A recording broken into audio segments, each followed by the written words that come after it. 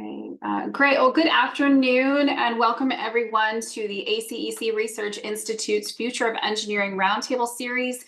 And today's session, how to make sense of data to strategically manage your firm. Before we get started, I just have a few housekeeping announcements. For the easiest view, move your mouse to the top of your screen and select Gallery View. This will allow you to see all panelists. Your microphone was muted upon entry, but if you wish to ask a question or offer a comment, please feel free to type it into the Q&A box at the bottom of your screen. We will do our best to answer as many questions as time permits. This event is open to the media, and the press is invited to participate, as with our other attendees, by asking a question through the Q&A box. We are also recording today's event for future viewing. If you require any technical assistance, please feel free to send a message to ACEC Research Institute privately through the Q&A box, and I will be happy to assist you. Now allow me to introduce the Executive Director of the ACEC Research Institute, Daphne Bryant, who would like to say a few words. Daphne? Thank you, Carrie. Welcome, everyone.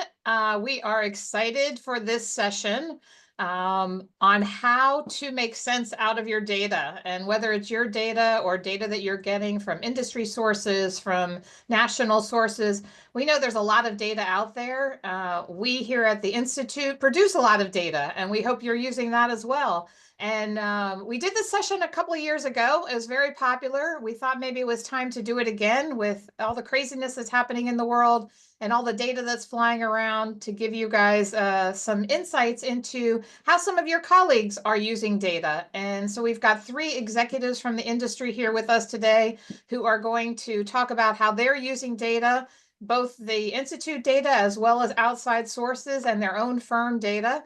And with that, I'm going to turn it over to Joe Bates, our Senior Research Consultant here at the ACEC Research Institute, who's going to moderate the session. And Joe, I'll let you introduce your panel. Great. Thanks so much, Daphne. It's great to be here again today with all of you. We hope you learned something today from our esteemed panelists.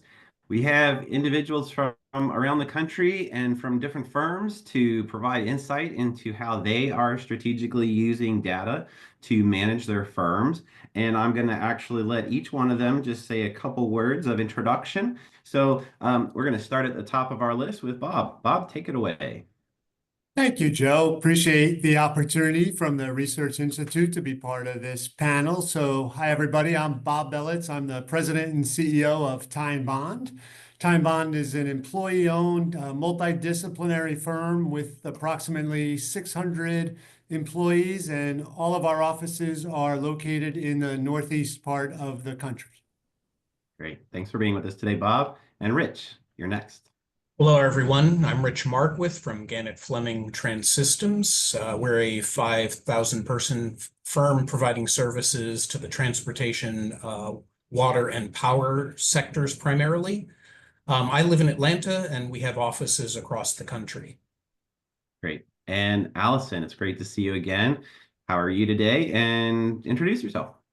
Great, thank you. It's great to be here. Thank you for having me. I'm Allison Watson. I'm the chair and CEO of Woodard & Curran. We are about 1,300 people focused in the water and environment sectors throughout the United States. The company is based in Maine. I'm based in California, so we're pretty well distributed across 27 offices nationally. Great. It's so great to have you all here today. And as you all watching or hearing, we have a lot of larger firms, sort of small, large firms and large firms represented on the panel today. We know most of you all come from small firms of 100 or fewer FTE. And so we're hoping that you'll learn something from the panelists here today about how you might be able to use some data that you could get on your own, firm data that you probably have handy, and maybe other data that might be useful to you, and how to use that to manage your firm. So we're going to have a few sections today that I'd like to have the panelists talk about. One is macroeconomic data. And for each one of these, I'm going to share a few examples, and then we'll have a discussion so that you all sort of have a basis of understanding of what we're talking about. Then we'll talk about different types of industry data, and then firm data. And time permitting, we'll talk about other data sources that our panelists use. We will take questions throughout, so even though we may have a little time at the end for Q&A, if you have a question, please feel free to put it into the chat. or the Q&A, and we will answer your questions as we are able to throughout the presentation today. All right, so the first off is macroeconomic data. Macroeconomic data is simply that. If you're an economist, you took macroeconomic 101 and microeconomics 102, something like that. And so macroeconomic is just what macro says. It's the larger data. It's the larger view of the economy. A few examples that I typically share when we're we have the state of the industry webinars each quarter. One is GDP. This is obviously a very key metric for how the economy as a whole is doing, and we can see whether it's getting better, getting worse, it doesn't meet expectations or not, things of that nature. I'm not going to actually present these data right now because we really just want to talk about how firms are using it. Another example that I've talked about a lot are jobs, and this is obviously 2/3 of our economy is spent by or driven by consumer spending, and therefore we need to keep an eye on whether the job market is healthy or not. Right now, it is healthy, by the way, although it may be slowing from prior years. It's still quite strong at the moment. So it's a couple examples of macroeconomic data that we use. And Allison, I'd like to give you the first opportunity. What types of data are you using, and can you give us some examples of decisions you've made based on the macroeconomic data that you use? Sure. We absolutely use macroeconomic data. We have a process in place now where on about a monthly basis, we review a dashboard that compiles several different indicators. So some of those include the Dow Jones, initial unemployment claims, municipal bond issuance. So I'll mention we have both a public sector and private sector business. So municipal bond issuance, probably obviously, we're thinking more about the public sector business. We also look at PMI, which is the Manufacturing Purchasing Managers Index, which is a monthly economic indicator related to manufacturing sector trends. We look at consumer expectations and the leading economic index, as well as some specific economic forecasting that we get from a consultant. And when we're doing that monthly look, we're really looking at what's happening with the economy at large. Is there something coming that we should be prepared for, thinking about where are we doing our marketing? What are we relying on in terms of private sector dynamics or public sector dynamics? And we also look at it from the perspective of, are there opportunities? We don't want to miss an opportunity if it looks like there's a sector that's going to be really strong, for example. So it's really about getting that high level look of where do we think things are going. I will mention, right now there's sort of a whole extra layer of data that a lot of people are looking at that might be considered non-traditional data. Following executive orders and actions, for example, and what's happening with tariffs, and what does that mean in particular right now for our private sector clients? Which are the clients that are likely to benefit? What are the clients that might be pulling back, so that we can make those decisions as well? And some of that data actually we're collecting internally. So we've put together an internal process to collect information on, do we have projects that are delayed or contracts that are delayed? Is there other information that we can be collecting internally, and then collecting it in a consistent format in an online form that we put together, so we can slice it and dice it by region, and similar type of look of, are there areas that we think might be slowing or accelerating based on what's happening around us?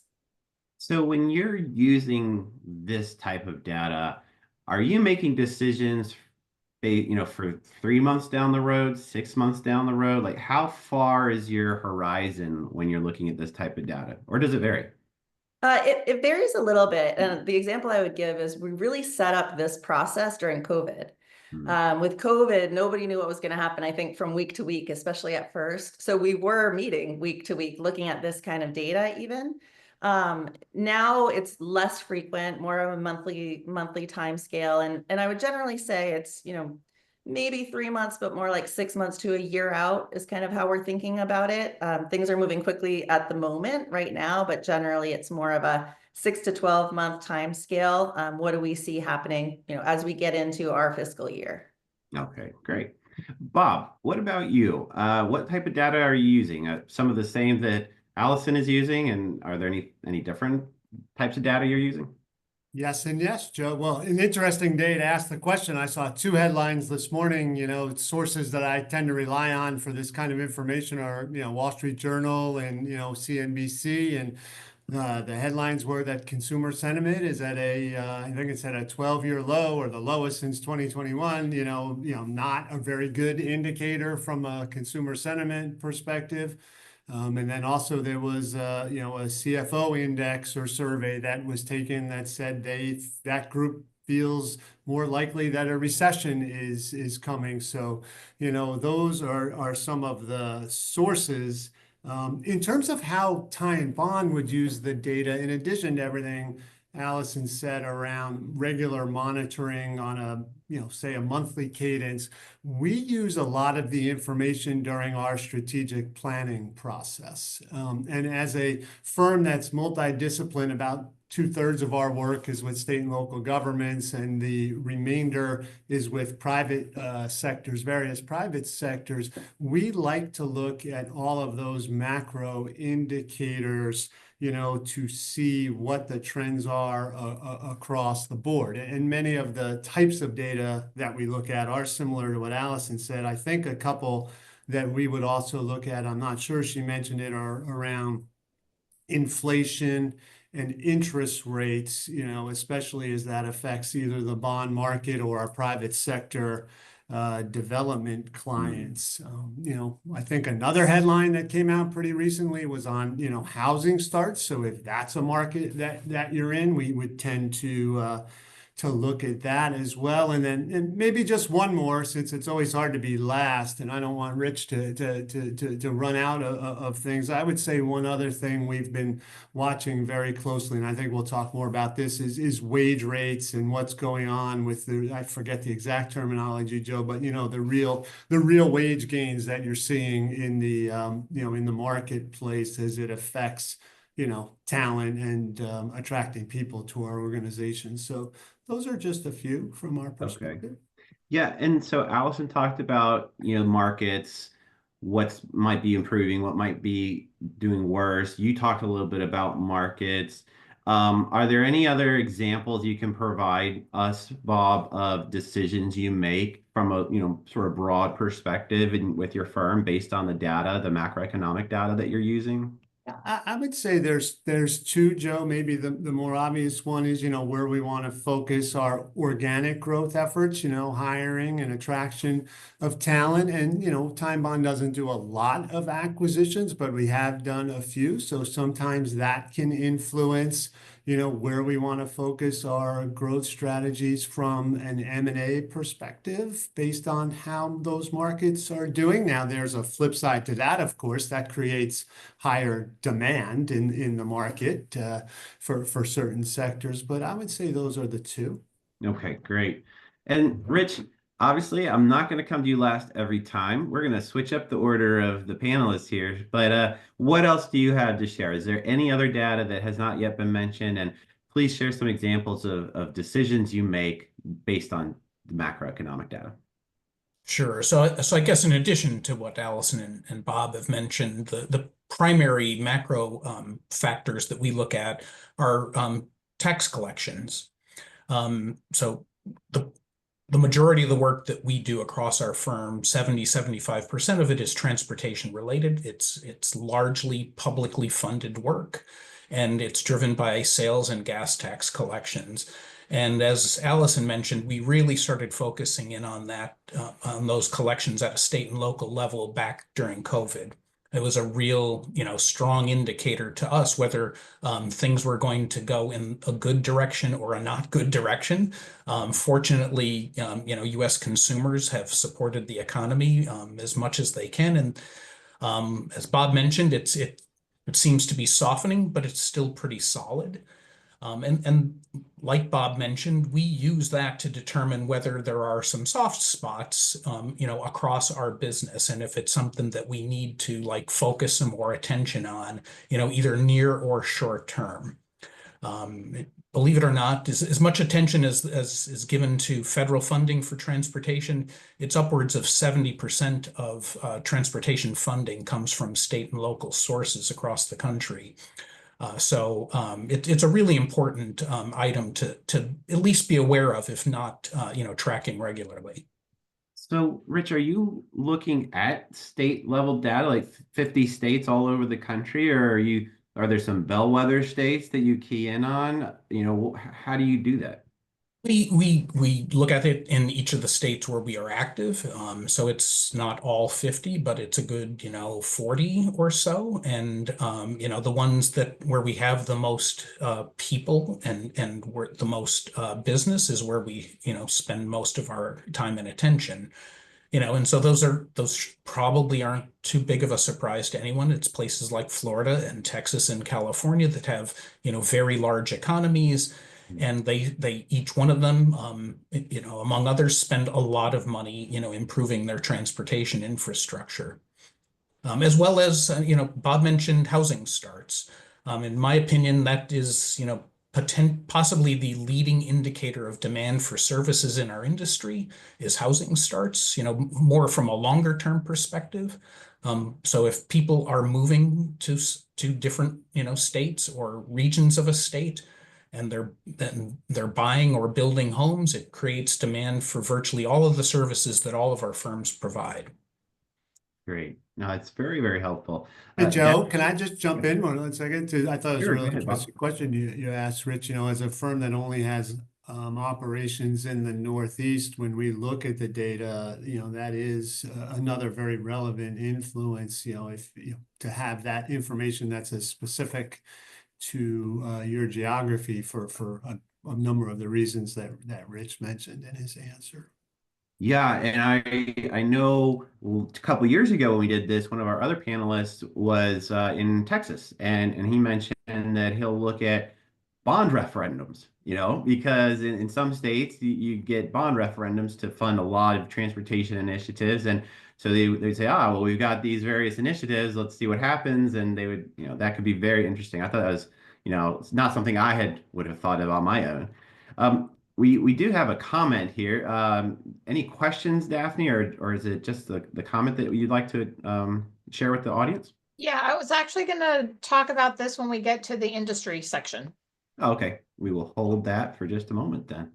All right, so let's move on to the next section, which is about industry data. So we're kind of coming down a level now, not just the whole economy and what might be happening in different regions of the country, but also industry-specific data.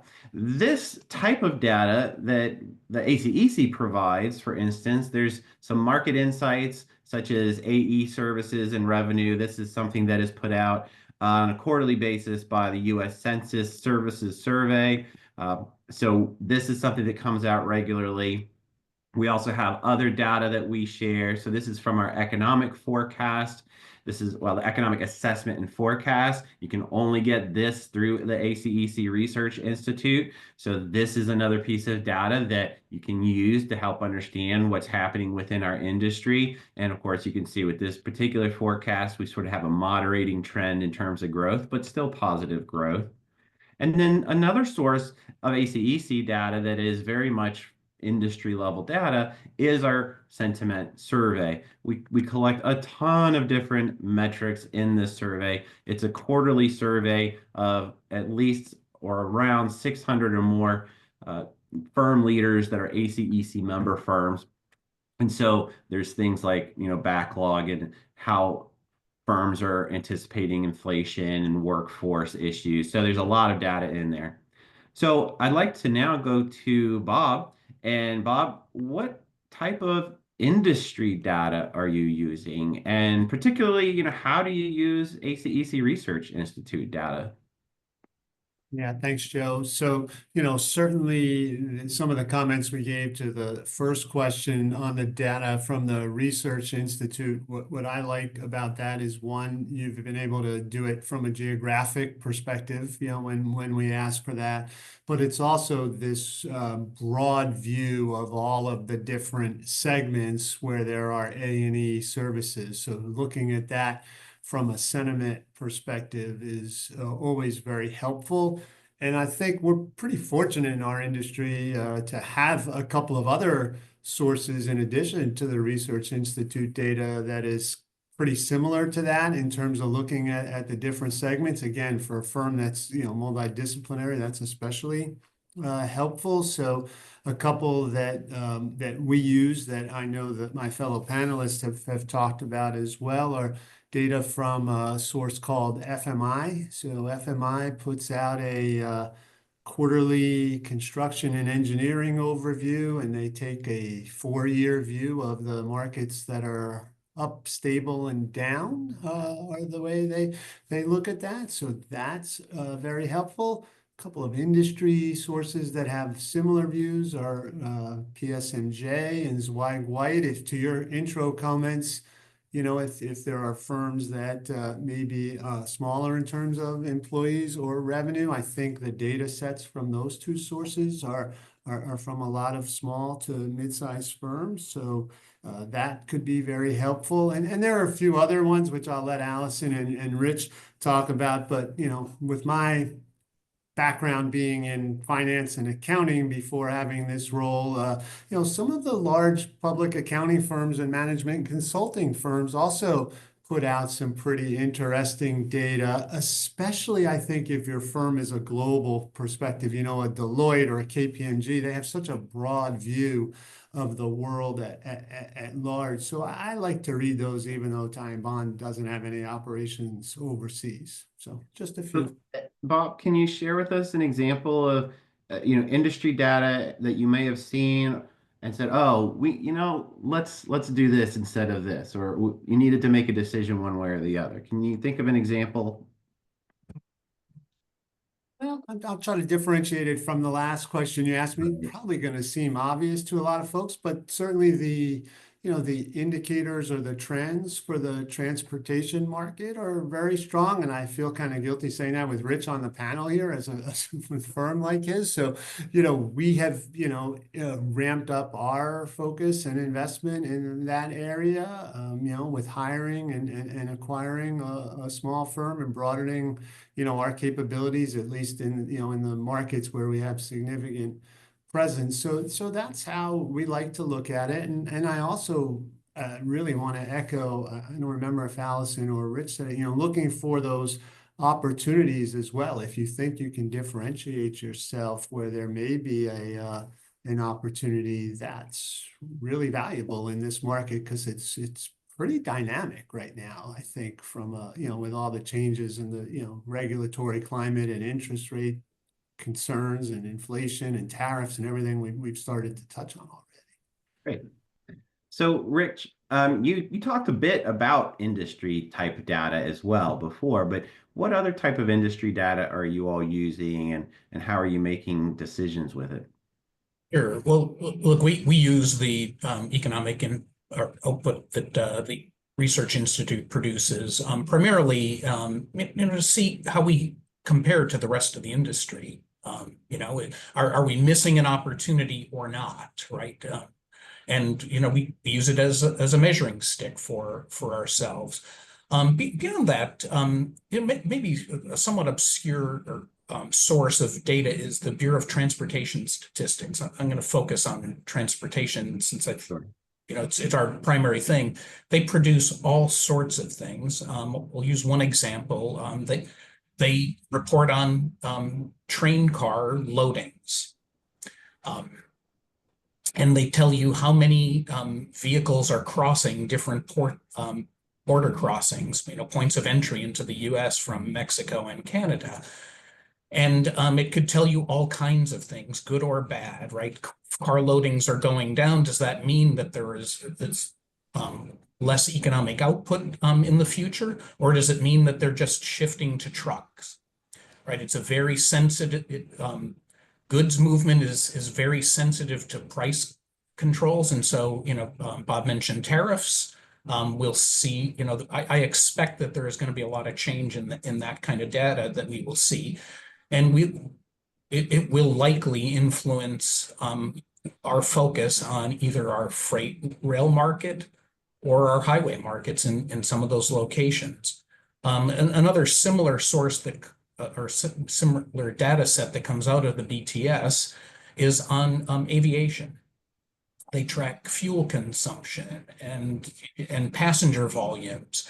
And it's very telling data about what's going on, right? Right. So 5 years ago during COVID, we thought the aviation business was going to disappear largely. And that was really wrong. Right. If any of you that have been on a plane for business or personal travel, you've seen that that's not the case. And there's a lot of investment going on into terminals and rental car facilities and expanding capacity at airports. And so there's lots of that kind of data out there that I think, if you broaden your view, you can, capture some of those things and use it to make a strategic decision on where you want to invest your monies. I think that's really interesting. I love some of those examples that you're sharing with us, Rich. And I think it makes me think about an article I recently saw about Dulles Airport outside of Washington, D.C., because that's close to where I live. That's my primary airport. And, they were highlighting enplanements, right? Passenger traffic through the terminal, and it's at an all-time high, just surpassed its previous high from right after 9/11, which I was like, wow, I didn't even realize that they had fallen in that period of time and had not recovered since the 9/11 incident. And they're planning expansions of the terminal. I was like, oh, wow, this is really interesting. So I think that's a really great example of what you're talking about as well. Allison, how about you? What type of industry level data are you using, and what examples can you share with us of how you've used it? Yes, every year when we develop our annual plan, we really want to have an understanding of what's happening in the industry. So data that we use, we also use the ACEC Research Institute data. So we use the forecasts, the broader economic forecast, but we also do look pretty closely at those sentiment surveys to really reality check what we think is going to happen. So internally with our teams, we have a sense for what we think is going to happen. I fill out the sentiment survey. So it helps to reality check that with what others are thinking. And then for sectors that we're less close to, that might be adjacencies, to understand what's happening there. We also want to look at really more specific projections and opportunities. And to do that, we collect additional sentiment surveys. There are a lot of sentiment surveys you can get. For example, from EFCG and AEC Advisors, they do CEO surveys. They do CFO, they're not necessarily sentiment surveys, but CEO surveys, CFO surveys, and HR surveys. So we pull that data in to get a sense for what others think the market is expected to do.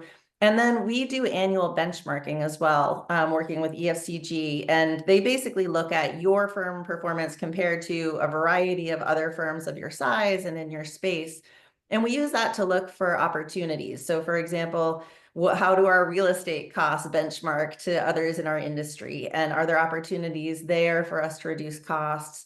But one of the areas that we probably rely most heavily on industry data, I would say, is the salary surveys. We get those from a couple sources. EFCG is the one that we rely on the most heavily. I do actually really appreciate the Research Institute sentiment surveys in this area too, in terms of what are people feeling in terms of the job market. For us, our total rewards program, we're really trying to peg to market, and market has been moving really quickly and changing quite a bit over the past several years, and you could easily overshoot or undershoot. So we use that data when we're setting our budget, for example, for salary increases, to make sure that we're right in line with market. We don't want to be above or below. So that's really important industry data that we rely on heavily. We do that twice a year.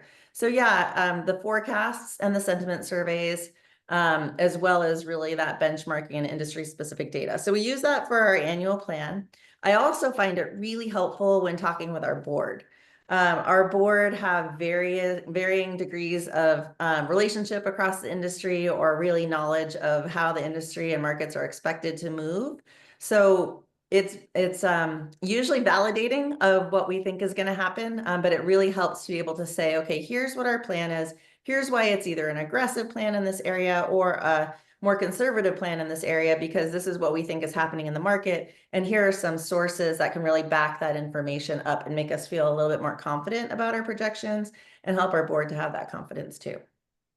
So you bring up an interesting point here, Allison, that obviously you all are in fairly large size firms, you have boards, you have different ways of sort of sounding off of your colleagues as well as to what's happening in the industry.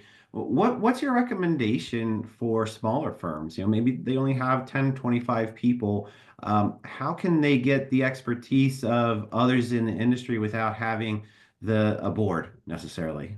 Networking. I am a huge fan of networking with colleagues. So if you're a COO, find other COOs. If you're a CEO, find other CEOs. Set up a call. There are calls that I am part of that are just informal, where it's maybe 10 or 15 CEOs, and we'll talk about challenges we're facing. We'll ask questions. We'll say, what are you all doing with salary increases this year?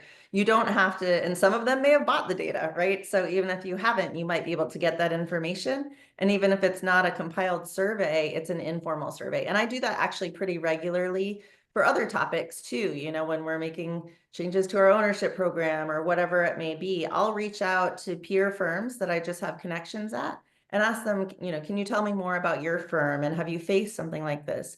And one of the wonderful things about our industry is that we're a pretty collegial industry. And I think generally we're pretty willing to help each other out and share lessons learned. So I think that's a really great opportunity for anybody on this call. Set up those networks, get those calls going, and just ask the questions, and you'll be willing to share yourself as well.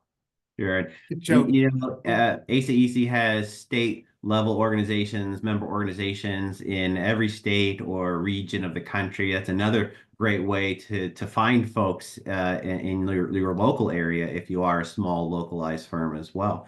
Bob or Rich, any other thoughts you guys have on this?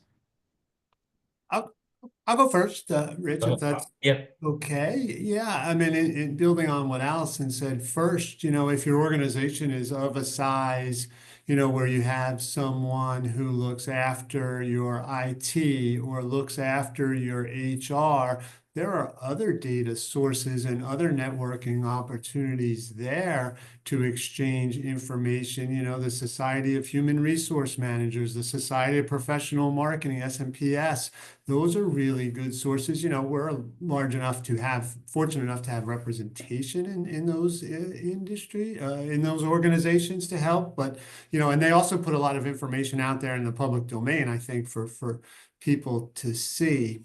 I'll give you one other specific, Joe. I know you wanted us to talk about as many examples as we could with the you know, increasing use of technology in our industry. One benchmarking data point we're trying to get our arms around and compare ourselves to and talk to our board, like Allison said, is around the technology spent in the industry, you know, as a percentage of your revenues or as a, you know, based on your head count or whatever. It's typically a percentage of revenues, I think, when you look at a dollar spend. So that's really interesting. And I think sort of the next step on that journey is, does anybody have any really smart ways to measure return on that investment if you're advancing in artificial intelligence like we were before the call started, or if you're using more, you know, digital technologies in your project delivery. So I find that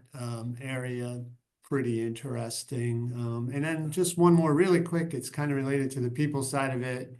The turnover data is also really important for us when we go benchmark ourselves against other firms to keep a pulse on how we're doing with retaining our people.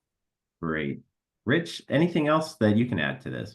Well, just maybe to reinforce what both Allison and Bob said. So look, I think there's lots of great sources of industry organizations, right? You know, places like SMPS or the Human Resources orgs, but also ACEC covers virtually anything that any firm could need some help with. But then back to what Allison mentioned, I think one of the greatest things about our industry is the collegiality that I've witnessed across the entire, you know, industry, my entire career. You know, we're competitors today, we're partners tomorrow, we have friends all over the place. I can't imagine anyone not, you know, at least helping you find an answer to your question if they couldn't answer it directly.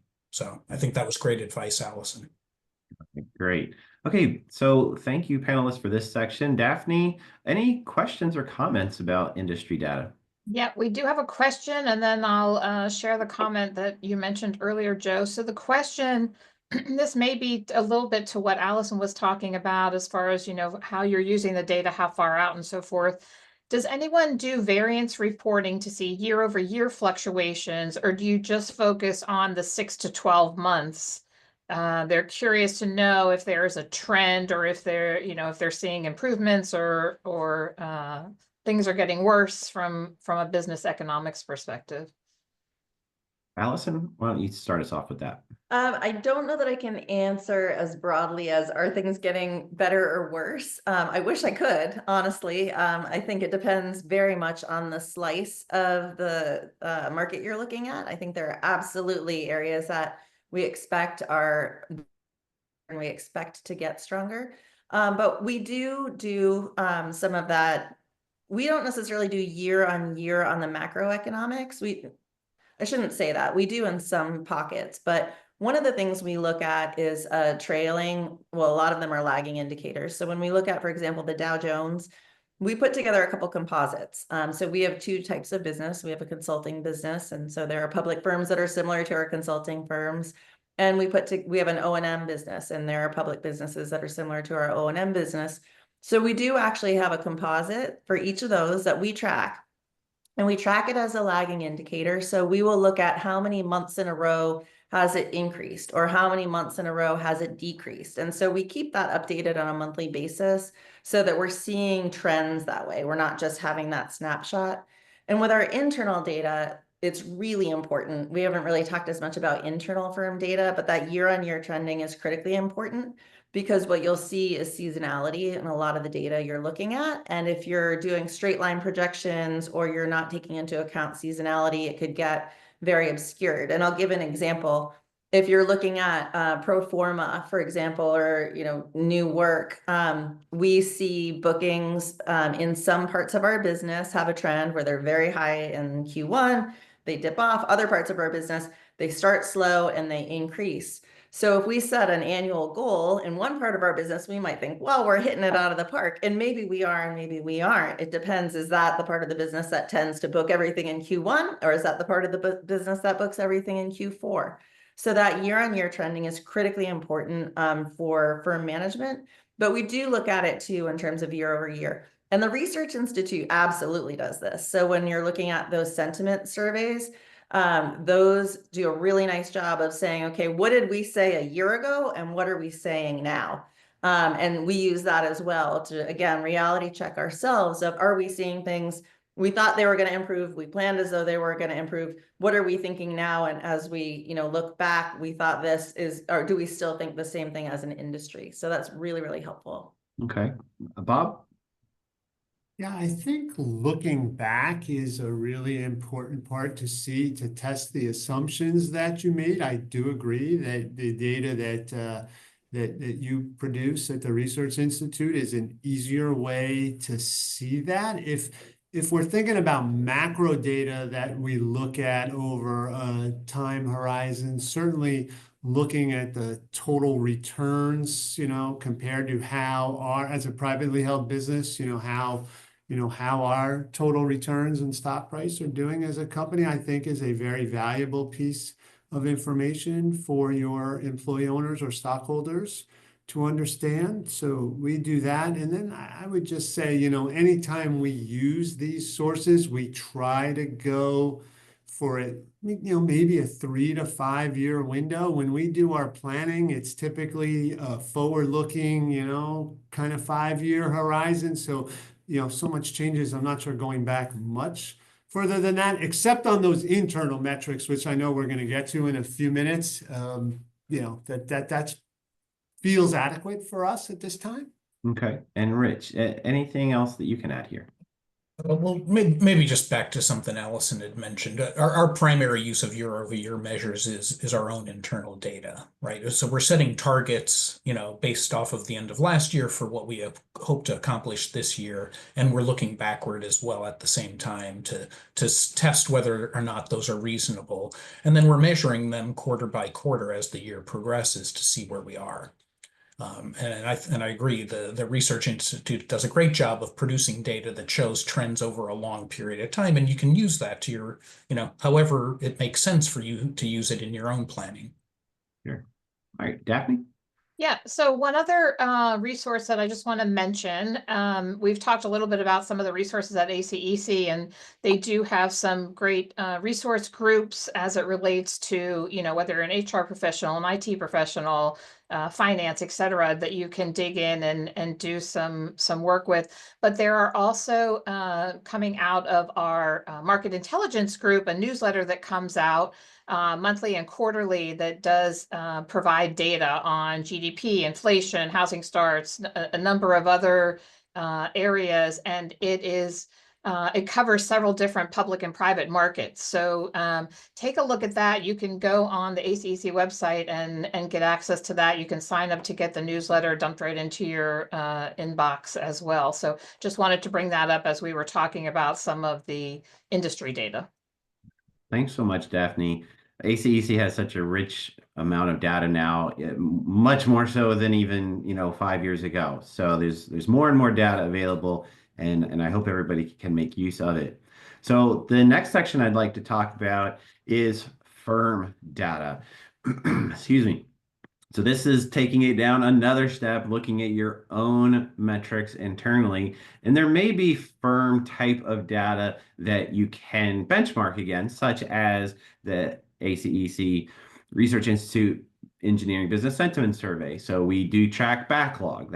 And I am eager to hear how you all are, looking at your backlog data as well. Now, this is the median in terms of months in all firms, but again, we have it in the report by firm size as well as by region of the country, and obviously not surprising that the size of your firm is going to have a direct correlation to the length and amount of your backlog. But that's one type of data that we're talking about.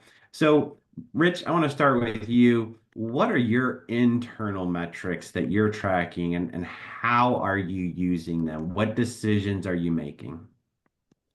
Yeah, so from an internal data from a strategic perspective, the two primary aspects we're looking at are backlog and our pipeline.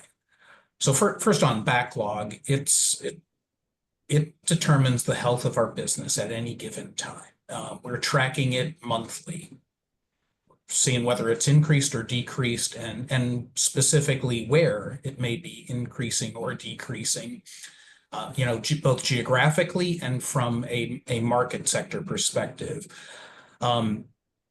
If you're not doing that, I would suggest strongly that, find a way to do that, right? It's probably the best indicator of the health of your business at any given time. And what it tells us is, do we have too many people in one part of the business or another? Do we have resources in one area that can be shifted to help out another one that doesn't have quite enough people to get everything done?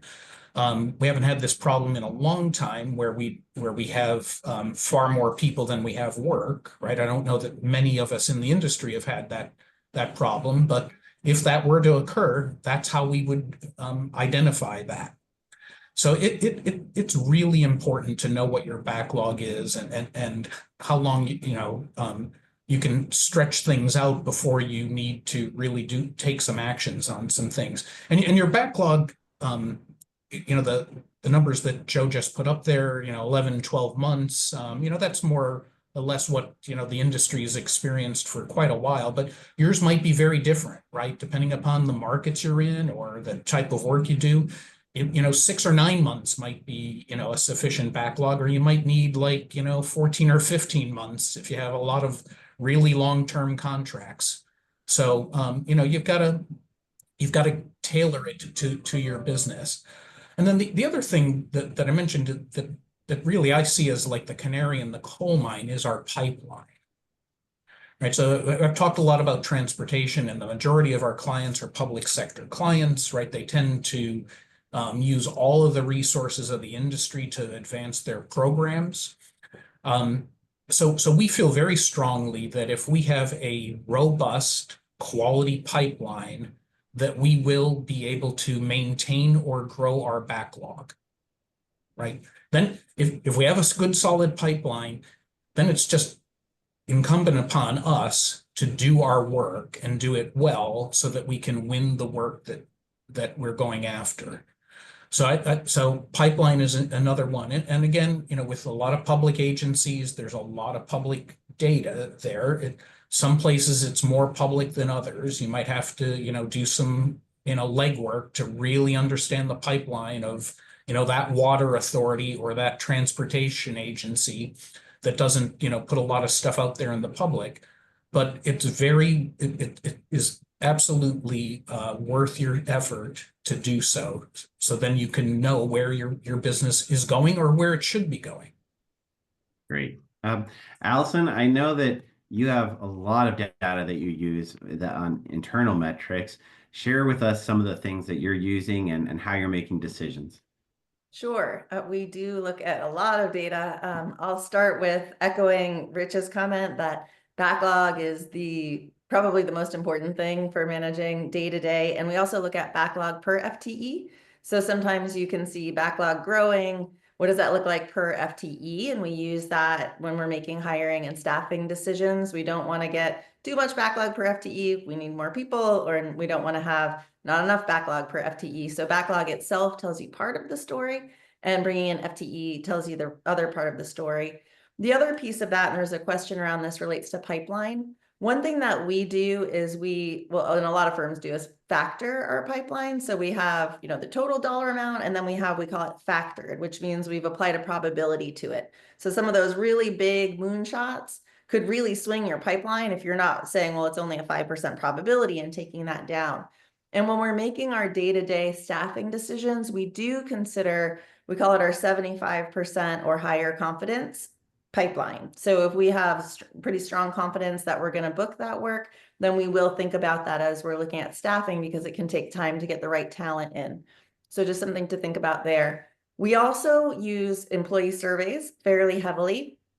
We do pulse surveys sometimes. We do an annual engagement survey, which covers a variety of different aspects of our firm performance that we absolutely compare year on year to see how we're doing and how our people are feeling about everything we're offering, from communication to benefits to health and safety. And we look at that so trying to tell that story of where are we doing well by our people. I think we're Statistical significance. sorry, Allison. I think you were a little choppy there for just a second. Hopefully we'll see if it's connected okay again. Could you back up maybe 30 seconds and try that again? Oh, all right. We're going to come back to you in just a minute, Allison. Looks like we have a little connectivity issue on your end, but okay. So Allison has a ton of data. We're going to come back to her. Bob, what about you all? What internal metrics are you watching? Yeah, I'll pile on the backlog theme that Rich started here with just one kind of piece of advice, and I think it applies to the pipeline too.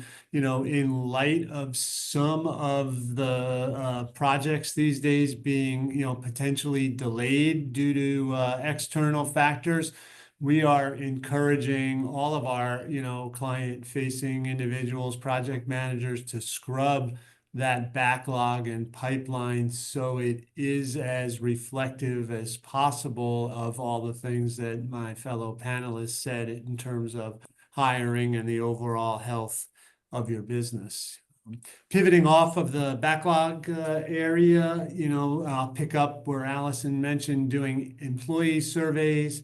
I would put in a plug for, the client survey process as well. I think that became even more paramount when, again, some of the status of projects became a little uncertain. One of the first things we did was, reach out to our largest clients and just take a pulse on what they're seeing and, what impact any of the regulatory changes could have on their ability to get funding and or deliver on their projects. Now, that's kind of unique to today's today's conditions, but on a regular basis, understanding schedule management and communications and the quality of deliverables is something that's very helpful.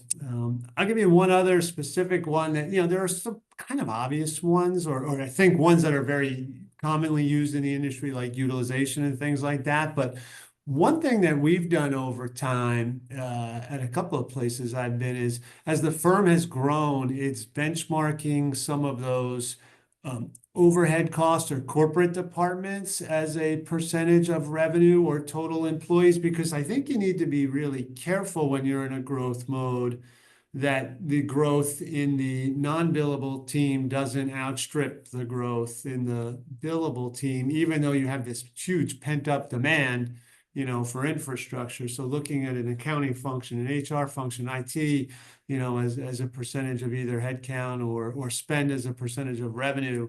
And there's good benchmarking data there too, from some of the other sources we mentioned earlier, is something I would encourage. So, Bob, I think it was you when we were talking earlier, the other day. Was it you that was talking about how you thought you were spending too much in one area, but then you got some of that benchmarking data, and you're like, oh, actually, we're okay. I bet you we've all experienced that. I don't remember if it was me that said that, but that's the exact point, Joe. If you have this huge, for example, you have a huge need to, hire people and enrich your, benefit programs and everything we need to do to attract talent. So, the cause and effect of that is adding people to your HR team. But there are metrics that you can use in terms of number of recruiters per 100 employees and things of that sort. So the point is, I think you just need to be careful that you don't tip the scales too much, unless you see a huge return on that investment and you want to make that investment, as your company. But I think as a general, it's pretty good to stay within our industry benchmarks. Yeah, it was Rich. You were the one who made that comment the other day, right? You were looking at your finance team, I think. Yep. Yeah, Okay. I think Allison had said something about it too when we talked last week. Yep. Yeah. Okay. So yeah, you'll find, okay, we don't actually have a problem. So you can divert those attention and resources to areas where maybe you do need to address. So Allison, I think we're back with you solidly. So you were talking about surveys, internal surveys of staff, et cetera. If you could just sort of pick up there where you left off, that'd be great. Absolutely. And sorry about that. I think Bob hit on some of what I was talking about. We use surveys pretty heavily, and you can do those yourself. You can use Microsoft Forms for those. You don't have to have an outside survey firm. We use them related to engagement across a variety of different, parameters, from communications to safety. And we look at that in conjunction with turnover. So do we see trends where maybe we're not doing as well, and it can be linked to turnover? The one caution would be statistical significance. Sometimes it'll be, instead of 3.81, it's 3.84. And so that's probably not a significant increase. So thinking about how to, be sure you're really looking at those statistically significant differences. We definitely use client surveys also. Client feedback is a gift. I love that saying because it's so true, because it means that they want you to improve. You have an opportunity to improve. So those, again, can be an email. It doesn't have to be anything formal, but getting that client feedback. And then one thing we've started looking at that's a little different, that hasn't been mentioned, is we're now looking at profit as sold versus profit as delivered on our projects. And so sometimes, we'll sell a job and it looks great on paper and then doesn't quite actualize that way. So then you can kind of dig in, and a lot of times there are really good reasons, but you want to know if you're not being realistic in how you're selling, because you're going to base projections and expectations off of what you sell. So if you know that there's a drop when you deliver, and that's a gap that you can close, great. If it's a gap you can't close, at least knowing it's there is important. So that's a newer metric that we've been tracking as well. I love that one. That's one that I've used in my own research consulting business. That you bid on a project and you think you're going to make a great amount of money, and you realize, oh wait, I spent 100 hours more than I thought. That can really help you manage that business and fine tune your processes. I like that a lot. Hey, Joe, Okay, can I Daphne. jump in Yeah, there go ahead. for one more second? As a Yeah, absolutely, Bob. previous CFO, I feel like I can't leave this topic without making sure everybody's looking at, the cash flow metrics that we use to run the business, typically referred to as, days sales outstanding, which is a combination of how long it takes to bill and collect the work that we do on the revenue. So, that can also sometimes be an indicator of economic trends as well. If you see that slipping, that may be indicative of something in your client base as it relates to, funding and or access to capital. So definitely watch the DSO, and all those sources we mentioned a few minutes ago give you the industry benchmarks for that information. And I imagine you can identify clients who might be very slow to pay on a regular basis, and you may need to, have conversations about that then. Yeah, no doubt. Back to that, it's a little bit of the 80-20 rule, but the bigger clients can usually have a lot of influence in that area as it relates to your cash flow. Yeah, great. So we have just a few more minutes. I don't see any other questions at this time. So I just wanted to see, is there any other data that any of you all are using that you think could be helpful to those watching this webinar today? And I'll just open it up to the panel. I mentioned this early on, and it probably depends a little bit on what space you're in, but there's a lot of movement right now, potentially in the US economy. So to the extent you can be collecting data internally, and that can be as informal as having meetings or listening sessions with your teams to understand if they're seeing anything on the ground, be talking to your clients. We are in water and environment. So for example, the potential regulatory changes could have a big impact on us. So we're staying really close to our contacts at EPA. We're watching what's happening. We're listening to our people. We're listening to our people's friends at other firms to try to understand what might be accelerating, what might be slowing down. So I would encourage you to think about, it doesn't have to be data that you pay for or that is in a spreadsheet. That information is really valuable, especially when things are changing really quickly. Sometimes that's the best way to get it. And I think this qualifies in my mind as one of those times. Yeah, and that was something I did want to come back to that you had mentioned earlier, Allison, that, when we're working on the Firm of the Future project at the ACEC Research Institute, and we started to do strategic planning type of a work, this idea of scanning the horizon for signs that aren't going to come up in your normal data that you're looking at. And so I think it's really interesting that you're kind of pinging the people in different places and at different points in time to see if something comes up that may be noteworthy. So that's really, really insightful. Bob, what about you?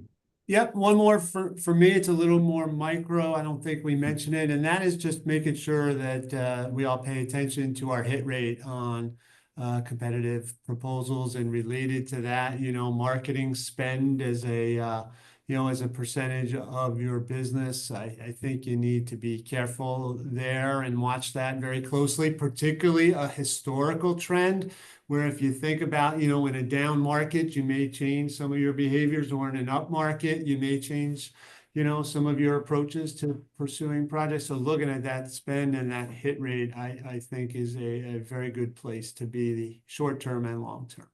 Great. And Rich, I'm going to give you the last word here. All right. Thanks, Joe. Yeah. So maybe just to build off of Allison's statement about collecting, that kind of soft data. I'm going to add a bit of, I think that's something we all need to be doing, but add a bit of caution to it. And let's be careful not to confuse political rhetoric with reality. Right. And so, whether somebody voted for an infrastructure funding bill or not doesn't always indicate their support for the work that actually gets done. Right. Politicians tend to show up at ribbon cuttings and groundbreakings, regardless of what their votes were. And so if you had asked me, like, a month or so ago, where there would be soft spots in transportation funding, I would have predicted that it would be in the transit market. But if you look at the table that was part of the appropriations, the continuing resolution for the appropriations for FY25, you would see that transit funding is one of the few that increased by, only $150 million across, some $21 billion, but it's the one that increased, right? So again, mix it all together, use that to determine your path is my suggestion. Great. All right. Well, thank you all so much. I'm going to pass it over to you, Daphne, for your closing comments. Sure. I don't see any more questions, but lots of comments about all the great suggestions, and thanks to the panelists for being open and sharing lots of ideas with our attendees today. Much appreciation. Also, a lot of appreciation for the folks on this slide who make all of this possible. Our donors, we could not do this without them. So great thank you to each and every one of these companies, individuals, foundations, and organizations that are supporting the Institute. We thank you very much for that. With that, we have access here to our two most recent reports. If you're looking for some more data because you haven't had enough yet, the Engineering Sentiment Q1 study is there, and the 2024 Economic Assessment and Forecast. Thank you, Rich, Bob, Allison, and always Joe, for being with us today and for sharing all of your insights. We look forward to seeing you on the next Future of Engineering Roundtable. Have a great day and stay safe, everyone. Bye. Thank you.